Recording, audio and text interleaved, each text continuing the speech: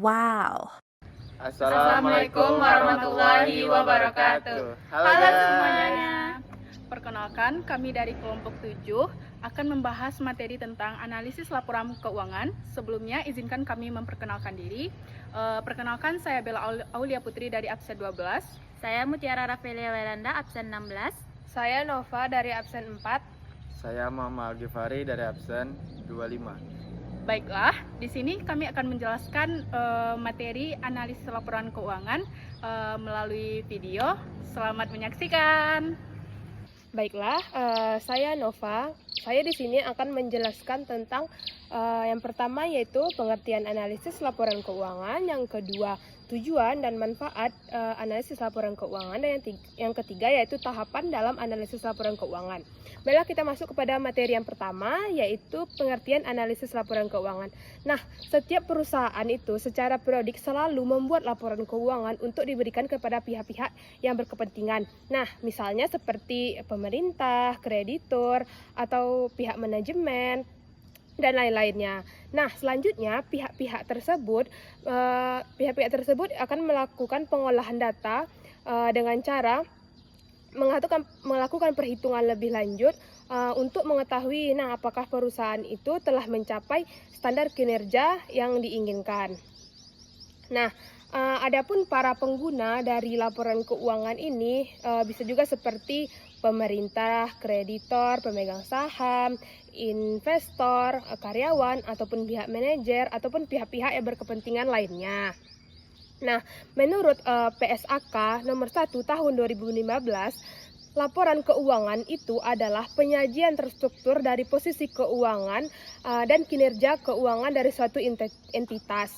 Nah, laporan keuangan merupakan salah satu indikator yang sangat penting dalam memberikan informasi mengenai perkembangan perusahaan. Nah, dapat juga untuk mengetahui prestasi apa yang sudah dilakukan oleh perusahaan pada masa lalu, pada masa sekarang, ataupun masa yang akan datang.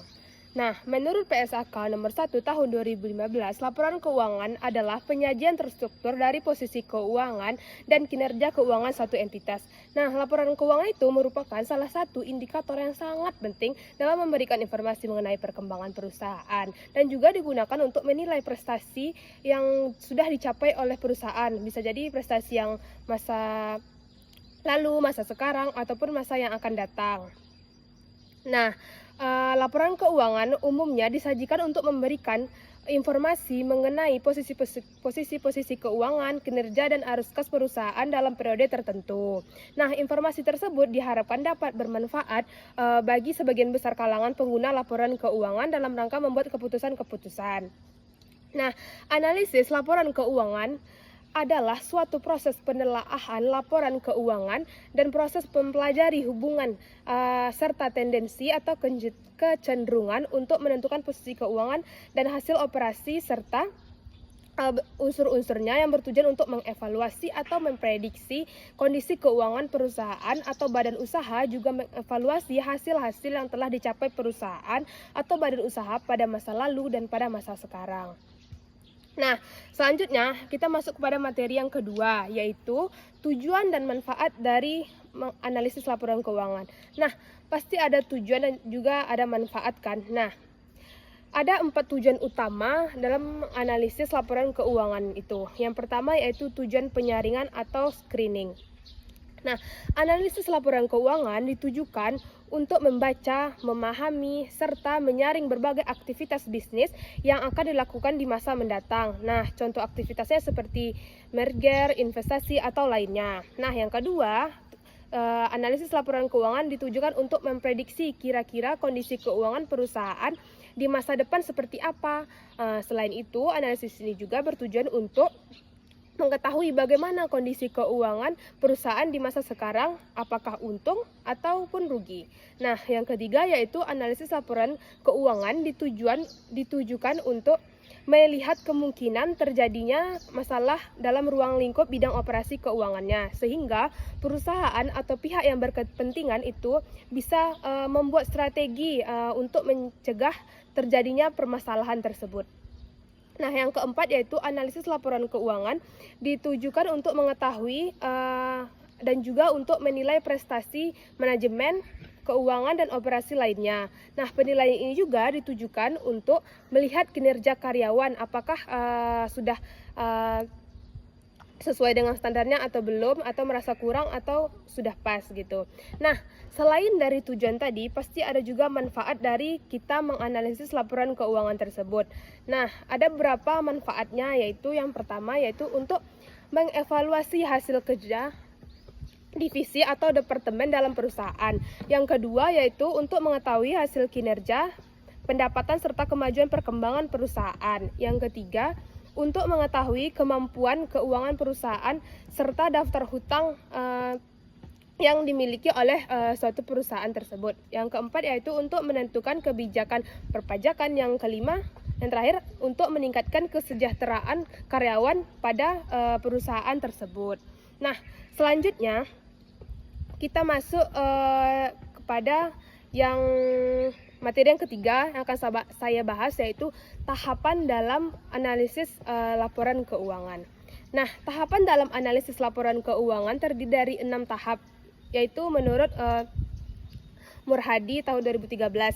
Yang pertama, menentukan tujuan dan konteks analisis. Nah, pada tahap ini kita harus membuat pertanyaan nih, apa yang akan dijawab melalui analisis yang kita lakukan ini, yaitu seperti bentuk informasi yang kita butuhkan dan sumber daya, serta berapa banyak sih waktu yang tersedia untuk melakukan analisis ini. Yang kedua, untuk mengumpulkan data. Yang kedua yaitu tahapannya mengumpulkan data. Nah, pada tahap ini kita harus mendapatkan laporan keuangan beserta informasi lain seperti industri atau perekonomian. Selain itu, kita juga diharapkan dapat menanyakan pertanyaan pada manajemen perusahaan yang akan kita analisis ini. Nah, dan juga kita juga dapat meminta data-datanya kepada pemasok atau pelanggan, serta melakukan kunjungan langsung kepada perusahaan yang kita analisis ini. Nah, yang ketiga tahapannya yaitu mengolah data.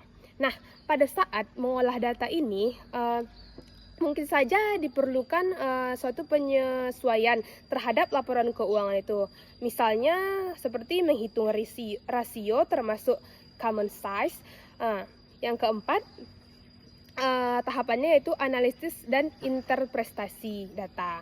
Nah, pada tahap ini kita menggunakan data untuk menjawab pertanyaan nih, apa yang telah dirumuskan pada saat tadi kita melakukan penentuan tujuan, dan menjelaskan apakah konklusi atau rekomendasi yang telah didukung dengan berbagai informasi yang fakta dan juga tentunya sudah relevan.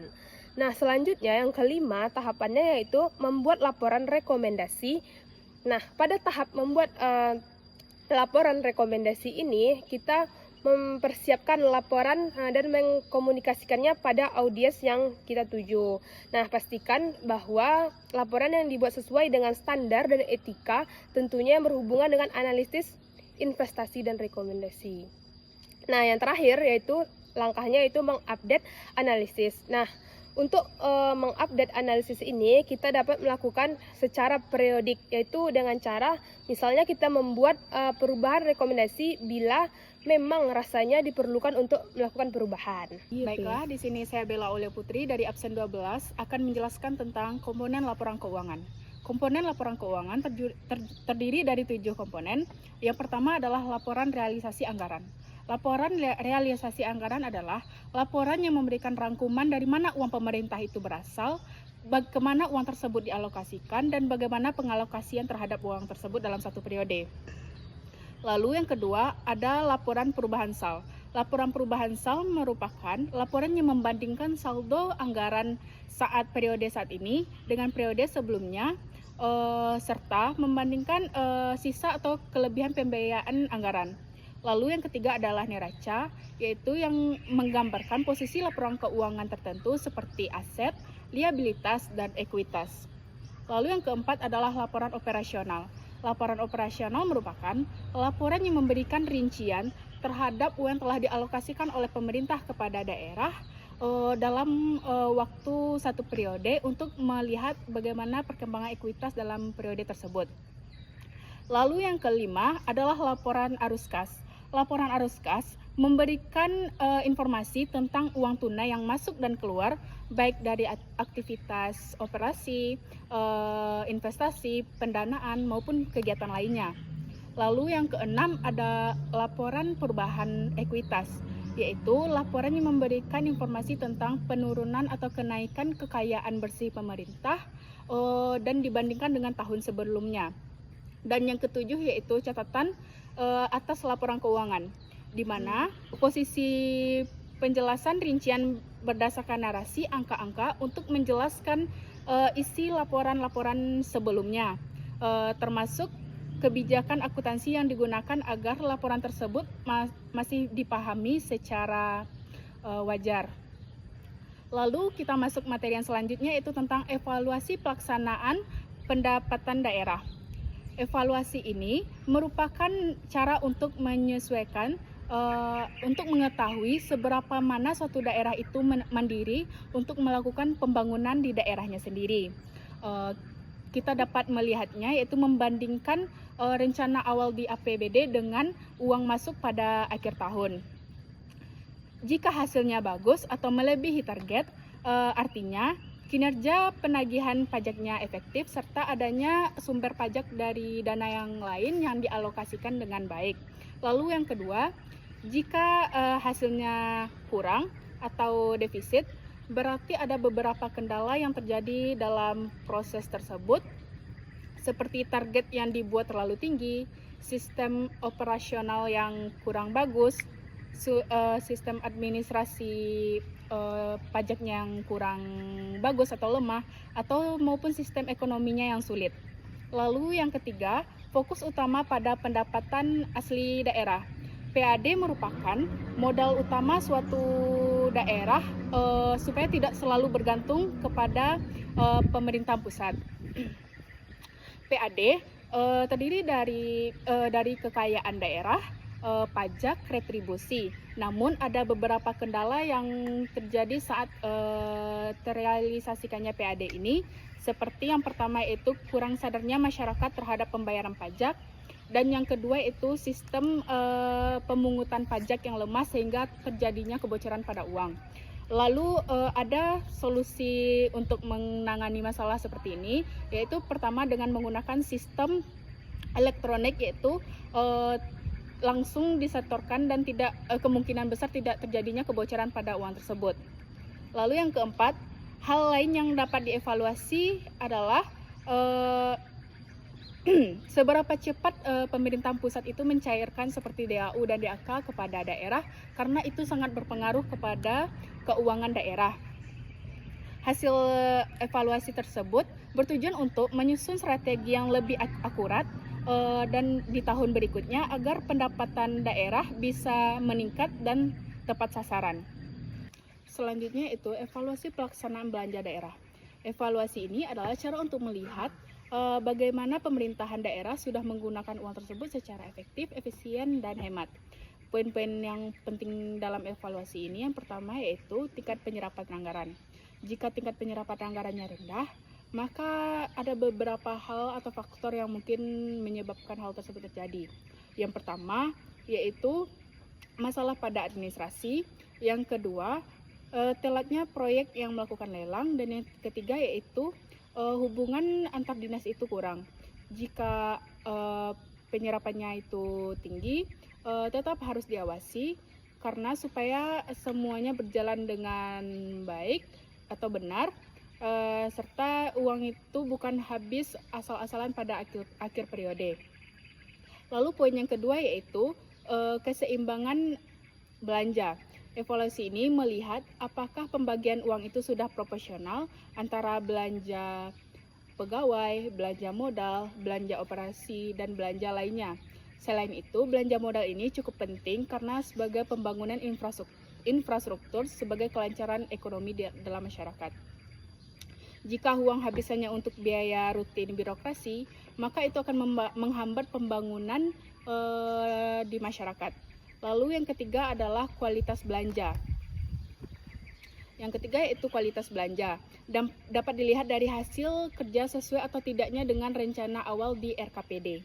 Tujuannya adalah untuk memastikan setiap rupiah yang dialokasikan itu benar-benar tepat sasaran dan bukan diselewengkan oleh pihak manapun. Dapat disimpulkan bahwa evaluasi ini menjadi pedoman bagi pemerintah untuk periode yang berikutnya. Karena jika pada saat periode ini berjalan dengan baik, maka periode berikutnya dapat lebih berjalan dengan baik. Mungkin cukup sekian materi dari saya ucapkan terima kasih. Baiklah, saya Mutiara Rafaela Welanda akan melanjutkan materi selanjutnya tentang analisis solvabilitas keuangan. Analisis solvabilitas keuangan daerah ini bertujuan untuk melihat sejauh mana aset yang dimiliki oleh pemerintah daerah mampu menutupi seluruh utang atau liabilitas yang ada. Hal ini sangat penting untuk memastikan bahwa daerah tidak terjebak dalam masalah keuangan yang dapat mengganggu pelayanan masyarakat dalam jangka panjang. Analisis ini biasanya diukur melalui perbandingan antara total aset dengan total kewajiban, serta melihat rasio utang terhadap ekuitas.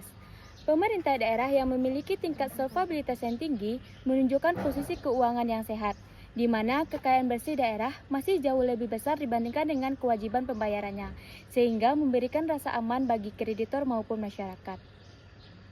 Dalam praktiknya, analisis solvabilitas mencakup evaluasi terhadap rasio total utang terhadap total aset dan rasio utang terhadap ekuitas.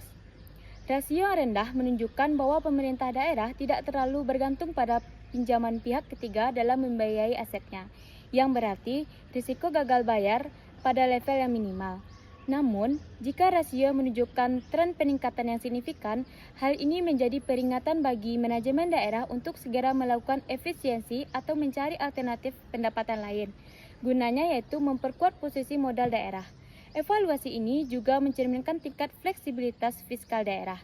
Daerah yang solvabel memiliki ruang gerak yang lebih luas untuk melakukan pinjaman daerah guna membiayai proyek infrastruktur strategis yang bersifat produktif. Nah, selanjutnya yaitu materi tentang analisis solvabilitas anggaran dan solvabilitas operasional. Di sini saya akan membahas tentang analisis solvabilitas anggaran terlebih dahulu. Analisis solvabilitas anggaran menilai kemampuan pemerintah daerah untuk menghasilkan pendapatan yang cukup dalam membiayai seluruh pengeluaran yang telah direncanakan, tanpa menimbulkan defisit yang membahayakan di masa depan. Fokus utama dari analisis ini adalah keseimbangan antara arus pendapatan, baik pendapatan asli daerah maupun dana transfer, dengan komitmen belanja. Dalam praktiknya, solvabilitas anggaran diukur dengan melihat rasio defisit terhadap total pendapatan. Jika daerah secara konsisten mampu menutupi belanja operasional dan belanja modal melalui pendapatan yang sah tanpa bergantung pada pinjaman yang berlebihan, maka daerah tersebut dikatakan memiliki solvabilitas anggaran yang kuat. Hal ini menunjukkan bahwa manajemen keuangan daerah memiliki perencanaan yang akurat dan mampu mengendalikan belanja agar tetap berada dalam batas kapasitas fiskal yang tersedia. Selain itu, rasio ini juga mencerminkan fleksibilitas pemerintah daerah dalam menghadapi fluktuasi ekonomi. Daerah yang solvabel secara anggaran memiliki cadangan atau sisa lebih pembiayaan anggaran atau silpa yang dapat digunakan sebagai penyangga jika terjadi penurunan pendapatan yang tidak terduga. Nah, selanjutnya yaitu analisis solvabilitas operasional. Analisis solvabilitas operasional ini berfokus pada jangka waktu yang lebih panjang, yaitu kemampuan pemerintah daerah untuk mempertahankan tingkat pelayanan publik tanpa harus mengurangi kualitas atau menunda kewajiban pembayaran di masa depan. Berbeda halnya dengan solvabilitas anggaran yang bersifat tahunan, solvabilitas operasional ini melihat kesehatan finansial secara struktural dan dalam jangka panjang. Indikator utama dalam analisis ini adalah kemampuan daerah untuk menutupi seluruh biaya operasional, termasuk biaya penyusutan aset dan kewajiban masa depan, seperti tunjangan pegawai atau pemeliharaan infrastruktur dengan pendapatan rutin yang berkelanjutan. Daerah yang memiliki solvabilitas operasional yang baik tidak akan memakan modal atau asetnya hanya untuk membiayai kegiatan rutin hariannya. Sebaliknya, mereka yang memiliki surplus operasional yang cukup untuk melakukan investasi pada aset-aset baru.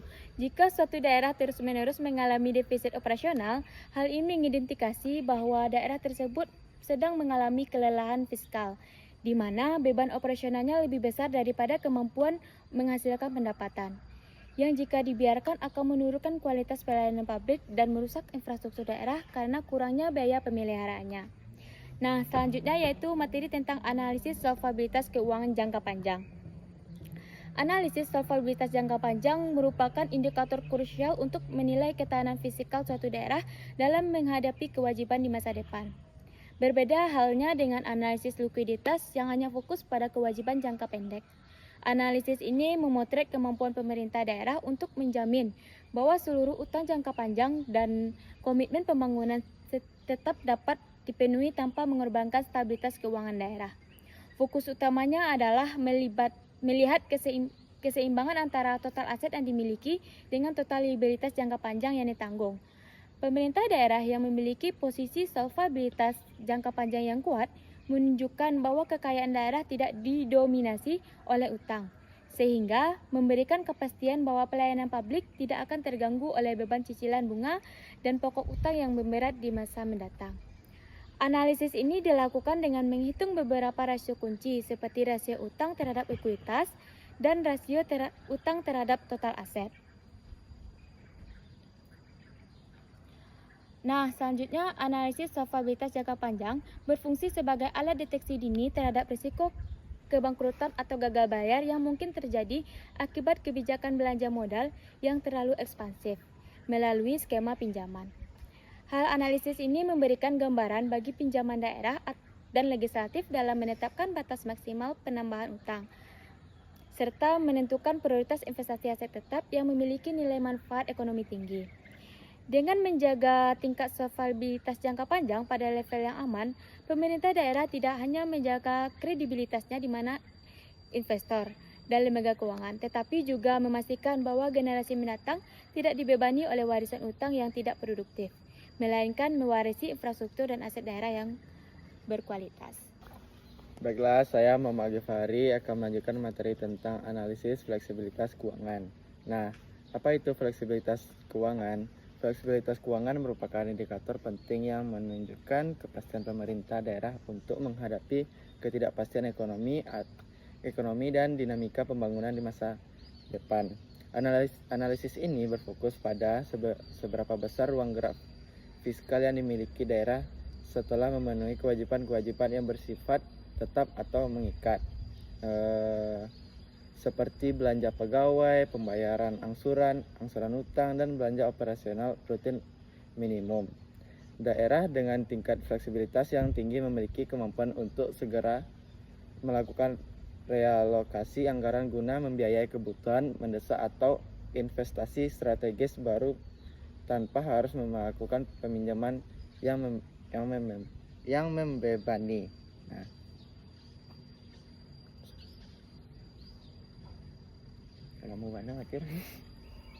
Nah, secara teknis, analisis fleksibilitas dilakukan dengan membandingkan pendapatan bebas terhadap total pengeluaran. Pendapatan bebas adalah pembagian dari pendapatan daerah atau terutama dari PAD dan dana alokasi umum yang tidak ditentukan penggunaannya, yang tidak terkait pada kegiatan tertentu. Semakin besar porsi pendapatan bebas dibandingkan dengan pengeluaran tetap, semakin tinggi fleksibilitas fiskal daerah tersebut. Selain itu, rasio utang terhadap pendapatan juga menjadi pertimbangan. Daerah dengan beban utang yang rendah memiliki fleksibilitas lebih besar untuk menggunakan hak pinjamannya di masa darurat sebagai bantalan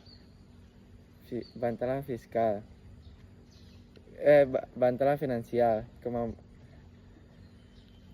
Kemampuan untuk menaikkan tarif pajak atau retribusi tanpa merusak iklim investasi lokal juga merupakan bentuk fleksibilitas pendapatan yang dianalisis dalam kondisi ini.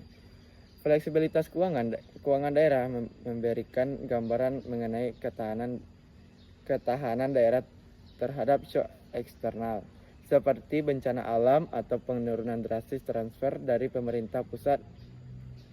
Hasil analisis ini sangat krusial bagi pihak manajemen daerah dalam menyusun skenario perencanaan anggaran yang lebih adaptif dan antisipatif. Dengan menjaga tingkat fleksibilitas yang optimal, pemerintah daerah dapat memastikan bahwa fungsi pelayanan publik tetap berjalan prima meskipun terjadi fluktuasi ekonomi. Pada akhirnya, fleksibilitas keuangan yang sehat memungkinkan daerah untuk lebih mandiri dan menentukan arah pembangunan sendiri sesuai dengan aspirasi masyarakat lokal tanpa terlalu bergantungan pada investasi keuangan pihak luar. Selanjutnya, analisis kehadiran keuangan. Analisis Kehadiran. Lalu dari situ saya. Selanjutnya, analisis kemandirian keuangan. Analisis kemandirian keuangan daerah difokuskan pada hubungan antara jumlah pendapatan asli daerah atau PAD dengan total dana transfer dari pemerintah pusat serta pinjaman daerah sebagai sumber pembiayaan pembangunan. Tingkat kemandirian ini menunjukkan partisipasi masyarakat dalam pembangunan daerah melalui pembayaran pajak dan retribusi daerah.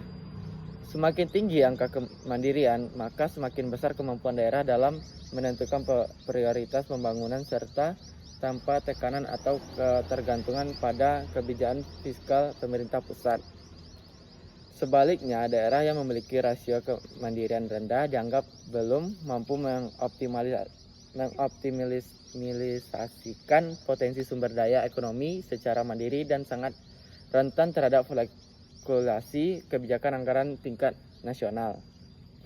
Nah, secara teknis, analisis kemandirian diukur dengan penggunaan rasio kemandirian, yaitu pembangunan realisasi PAD terhadap total dana transfer ke pusat dan daerah serta pinjaman.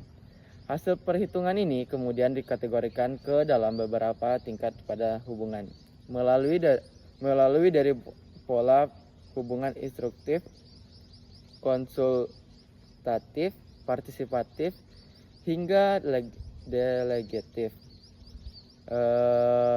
Selanjutnya, daerah yang pada pola delegatif menunjukkan bahwa PAD mereka telah mampu menutup sebagian besar belanja daerah.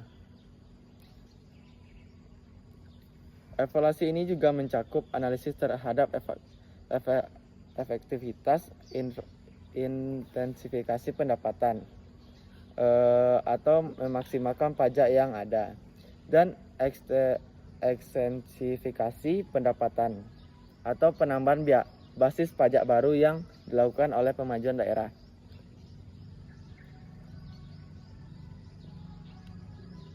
Selanjutnya, analisis solvabilitas layanan. Analisis solvabilitas layanan bertujuan untuk mengukur ketahanan pemerintah daerah dan pertahankan volume dan kualitas layanan publik ini seperti pendidikan, kesehatan, dan infrastruktur dasar di tengah dinamika tekanan anggaran. Fokus utama dari analisis ini adalah menilai apakah pemerintah daerah memiliki sumber daya yang cukup untuk menutupi biaya operasional layanan saat ini serta biaya pemeliharaan yang diperlukan untuk menjaga standar layanan tersebut di masa depan yang akan datang. Mungkin sekian, terima kasih. Baiklah, kami masuk kepada contoh soal yaitu tentang laporan realisasi anggaran atau LRA, yaitu kita contohkan pada Kabupaten X, di mana di sini dapat kita lihat adanya pos pendapatan dan belanja serta anggaran tahun 2025, realisasi tahun 2025 dan realisasi dari tahun 2024, di mana pendapatan asli daerahnya atau PAD-nya itu 200, realisasinya yaitu 210 dan realisasi tahun 2025-nya yaitu 210 dan realisasi tahun 2024-nya yaitu 180. Lalu pendapatan transfer dari pusatnya yaitu 800 pada anggaran 2025 dan realisasinya 760 pada tahun 2025. Realisasi pada tahun 2024 yaitu 750. Lalu total pendapatannya yaitu total pendapatan anggaran tahun 2025 sebesar 1000. Realisasi tahun 2025 yaitu 1000 dan realisasi tahun 2024 yaitu 930. Lalu belanja operasinya realisasi anggaran tahun 2025 yaitu sebesar 600, realisasi tahun 2025 yaitu 550, dan realisasi tahun 2024 yaitu 500. Lalu belanja modalnya anggaran tahun 2025 yaitu sebesar 300, realisasi tahun 2025-nya itu 250, dan realisasi tahun 2024-nya itu 200.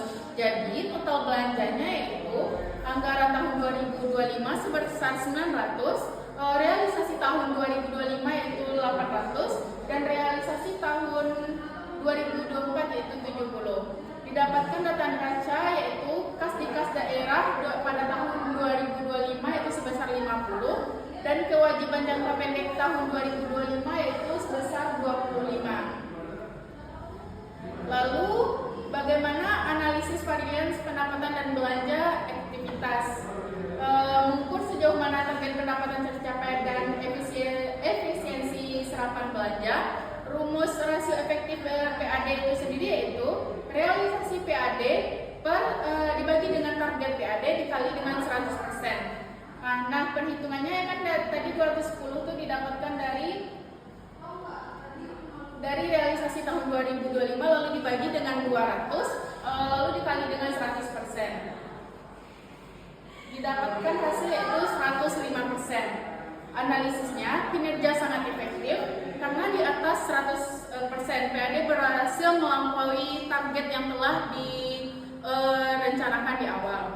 Lalu untuk rumus rasio efisiensi belanja, rumusnya itu realisasi belanja dibagi dengan anggaran belanja dikali dengan 100%. Di mana perhitungannya yaitu 800 dibagi 900 ini didapat dari total belanja yaitu anggaran tahun 2025 dan realisasi tahun 2025. Lalu dikalikan dengan 100 maka didapatkan hasilnya itu sebesar 88,8%. Analisis yang kita dapat dari sini itu efisien pemerintah daerah mampu menghemat anggaran dari 100% dikurang dengan 88,8%, 88,8%, sehingga penghematannya itu mencapai 11,2%. Namun perlu dipastikan sisa anggaran bukan karena keterlambatan program. Nah, selanjutnya analisis rasio kemandirian keuangan, menilai ketergantungan daerah terhadap bantuan pemerintah pusat. Yaitu rumus rasio kemandirian sama dengan total PAD per total pendapatan transfer dikali 100%. Nah, cara perhitungannya kayak 210 per 790 dikali 100% sama dengan 26,58%. Analisisnya kemandirian masih rendah atau di bawah 50%. Daerah masih sangat bergantung pada dana pusat. Nah, selanjutnya 3 analisis rasio pertumbuhan. Analisis rasio pertumbuhan itu menilai tren kenaikan PAD dan belanjaan. Cara perhitungannya adalah pertumbuhan PAD sama dengan PAD 2025 dikurang PAD 2024 per PAD 2024 dikali 100%. Cara perhitungannya adalah 210 dikurang 180 per 180 dikali 100%, maka hasilnya 16,67%. Analisisnya PAD mengalami pertumbuhan positif yang cukup baik, menandakan optimalisasi potensi lokal. Nah, selanjutnya 4. Analisis rasio likuiditas atau neraca, menilai kemampuan membayar utang jangka pendek. Rumusnya adalah aset lancar atau kas per kewajiban jangka pendek dikali 100%. Rumusnya teman-teman, cara perhitungannya 50 per 25 dikali 100% sama dengan 200%. Analisisnya adalah sangat liquid. Setiap RP1 utang dijamin oleh 2 RP oleh RP2 aset lancar. Mungkin sekian. Nah, selanjutnya itu kita masuk pada materi analisis rasio keuangan. Yang pertama yaitu adalah analisis rasio keuangan. Dan berdasarkan pada LKPP 2004 sampai 2016 telah dilakukan analisis rasio keuangan dengan menggunakan beberapa rasio seperti yang dilihat pada tabel di atas. Ini adalah analisis rasio keuangan dengan menggunakan beberapa rasio. Nah, yang pertama itu adalah rasio likuiditas, di mana rasio likuiditas ini menunjukkan kemampuan pemerintah untuk memenuhi kewajiban jangka pendeknya atau untuk melihat kemampuan pemerintah untuk mendanai kebutuhan. Walaupun pemerintah sudah menyusun anggaran kas, tetapi analisis likuiditas akan lebih bermanfaat bagi manajemen dibandingkan jika hanya mendasarkan pada anggaran kas. Analisis likuiditas dapat dilihat dari rasio lancar. Rasio lancar merupakan ukuran standar untuk menilai kesehatan keuangan organisasi. Rasio lancar menggambarkan apakah pemerintah memiliki aset yang mencukupi untuk melunasi utangnya. Rasio ini membandingkan antara aset lancar dengan utang lancar. Nah, rasio likuiditas tertinggi terdapat pada tahun 2008 yaitu 145,62% dan terendahnya pada tahun 2013 yaitu pada 68,66%. Hal ini menandakan bahwa kemampuan tertinggi pemerintah pusat untuk dapat membiayai kebutuhan terjadi pada tahun 2008 dan terendahnya itu pada tahun 2013. Rasio ini dilakukan dengan membandingkan antara akun aktiva lancar dan utang lancar. Jika dilihat secara terpisah, maka diperoleh data bahwa aktiva lancar tertinggi dimiliki oleh pemerintah Republik Indonesia pada tahun 2015. Hal ini juga terjadi untuk akun utang lancar, yaitu tertinggi dimiliki pada tahun 2015, seperti data tabel di bawah ini. Yaitu aktiva lancarnya paling tinggi yaitu pada tahun 2015 dan utang lancarnya paling tertinggi yaitu pada tahun 2015 juga. Selanjutnya yaitu rasio solvabilitas. Nah, rasio solvabilitas ini digunakan untuk melihat kemampuan pemerintah dalam memenuhi seluruh kewajiban yang dimiliki pemerintah, baik kewajiban jangka panjang ataupun jangka pendek. Menurut Kasmir 2008 mendefinisikan bahwa rasio solvabilitas merupakan rasio yang digunakan untuk mengukur sejauh mana aktiva perusahaan dibiayai dengan utang. Artinya, berapa besar beban utang yang ditanggung perusahaan dibandingkan dengan aktivanya. Rasio solvabilitas debt to equity dihitung dengan membandingkan antara total utang dengan total ekuitas. Nilai rasio terendah terjadi pada tahun 2006 yaitu sebesar minus 1.208,07% dan tertingginya yaitu pada tahun 2007 sebesar 845,49%. Nilai ini tahun 2006 terjadi dikarenakan ekuitas bernilai negatif pada periode Jokowi. Rasio ini berada dalam nilai berkisar 200%. Rasio solvabilitas debt to asset dihitung dengan membandingkan antara total utang dengan total aset. Nilai rasio terendah terjadi pada tahun 2012 sebesar 62,83 dan tertingginya pada tahun 2004 yaitu sebesar 158,36%. Nah, selanjutnya yaitu ada rasio efektivitas pendapatan negara. Rasio efektivitas menggambarkan kemampuan pemerintah dalam merealisasikan pendapatan negara selain pendapatan hibah dengan target yang ditetapkan berdasarkan potensi real. Kemampuan pemerintah dalam ditetapkan berdasarkan kemampuan pemerintah dalam menjalankan tugas dikategorikan efektif apabila mencapai minimal sebesar 100%. Rasio efektivitas berkaitan dengan keberhasilan suatu kegiatan operasi atau program pemerintah. Suatu kegiatan dinilai efektif apabila kegiatan atau program tersebut mempunyai pengaruh yang besar terhadap pelayanan kepada masyarakat yang merupakan sasaran yang telah ditetapkan sebelumnya. fleksibilitas memberikan gambaran tentang kontribusi pendapatan negara seperti pendapatan pajak dan pendapatan negara bukan pajak selain hibah terhadap jumlah total pendapatan pemerintah pusat. Rasio efektivitas pendapatan dihitung dengan membandingkan antara realisasi dengan target pendapatan. Pendapatan yang paling efektif terjadi pada tahun 2008 yaitu sebesar 196,68% dan pendapatan yang paling tidak efektif terjadi pada tahun 2015 yaitu sebesar 85,60%. Sekian materi dari saya. Baiklah, saya akan melanjutkan materi tentang rasio efisiensi belanja. Rasio efisiensi belanja digunakan untuk mengukur tingkat penghematan anggaran yang dilakukan oleh pemerintah pusat. Angka yang dihasilkan dari rasio efisiensi belanja ini bersifat absolut, artinya tidak ada standar baku yang dianggap baik untuk rasio efisiensi belanja. Nah, tingkat efisiensi kegiatan pemerintah pusat dapat mempengaruhi kinerja keuangan pemerintah pusat dengan menunjukkan apakah pemerintah pusat telah menggunakan semua faktor fungsinya dengan efektif dan tentunya juga efisien.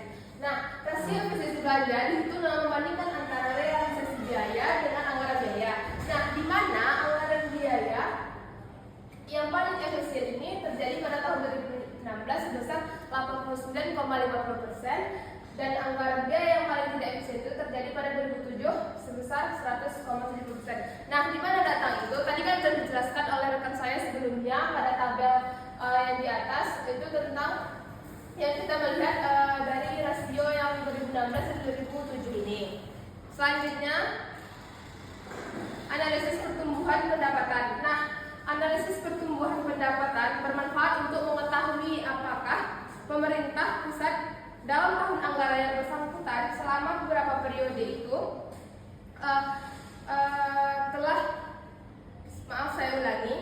di mana pemerintah pusat dalam tahun anggaran yang bersangkutan atau selama beberapa periode anggaran kinerjanya itu mengetahui pertumbuhan pendapatan secara positif atau negatifnya. Nah, pertumbuhan pendapatan yang paling tinggi terjadi pada tahun 2018 sama seperti tadi kita lihat pada tabel sebelumnya yaitu sebesar 38,68% dan paling rendah terjadi pada tahun 2009 sebesar 13,53%. Selanjutnya yaitu analisis pertumbuhan belanja. Nah, analisis pertumbuhan belanja ini bermanfaat untuk mengetahui perkembangan belanja dari tahun ke tahunnya. Pada umumnya pertumbuhan belanja ini memiliki kecenderungan naik, misalnya kenaikan belanja biasanya dikaitkan dengan penyesuaian terhadap inflasi, nah perubahan nilai mata uang dan penyesuaian faktor makroekonomi. Nah, kita lihat juga pada tabel yang di atas pertumbuhan belanja yang paling rendah terjadi pada tahun 2009 sebesar min 4,19% dan paling tinggi terjadi pada tahun 2006 sebesar 30,90%. Sekianlah materi yang saya sampaikan. Baiklah, tadi kan udah dipaparin semua tentang presentasinya kan. Jadi Nova mau tanya sama Bella. Nih, tadi kan di makalah itu ada disebutkan tentang adanya konsep going concern atau tentang keberlanjutan fiskal. Nih, apa sih hubungannya dengan pengelolaan keuangan daerah? Nah, di sini pembangunan daerah itu dituntut tidak hanya berlanjut pada periode itu saja, Nova, melainkan generasi berikutnya dapat merasakan apa yang telah diberikan pemerintah terhadap daerah itu sendiri. Melalui pengelolaan keuangan yang baik, pemerintah dapat menyediakan layanan tentunya layanannya lebih bagus dan lebih tercukupi di lingkungan masyarakat itu sendiri. Mungkin itu saja sih, Nova. Oke, terima kasih Bella. Nah, Fari, berdasarkan tadi kan sudah kita jelasin nih beberapa materi. Nah, Tiara mau nanya nih sama Fari, mengapa sih mengenai belanja daerah? Apakah penyerapan anggaran yang tinggi selalu berarti kinerja pemerintah tersebut sudah baik? Oh, tentu tidak selalu, karena penyerapan pada titik yang tinggi tetap memerlukan pembahasan mendalam untuk memastikan adanya nilai tambah. Bukan sekedar mengejar target formalitas di akhir tahun saja. Namun evaluasi harus melihat apakah proporsi belanja modal sudah memadai untuk pembangunan infrastruktur jangka panjang atau justru masih didominasi oleh biaya rutin birokrasi yang membatasi ruang fiskal negara. Oh gitu. Oke Fari, terima kasih Fari. Sama-sama Vera. Sekian video presentasi dari kami. Kalau ada salah kata kami mohon maaf. Jangan lupa Like, comment, Subscribe.